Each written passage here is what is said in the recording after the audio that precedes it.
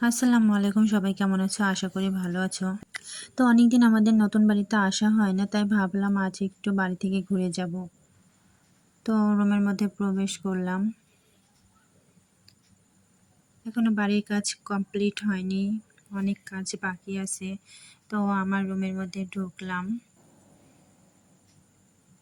রুমের মধ্যে এসে জানালাটা খুলে দিলাম। বাইরে কি প্রচণ্ড রোদ। এরপর বাগানে এসে দেখি আমার বাগান বিলাসটা অনেক সুন্দর হয়েছে।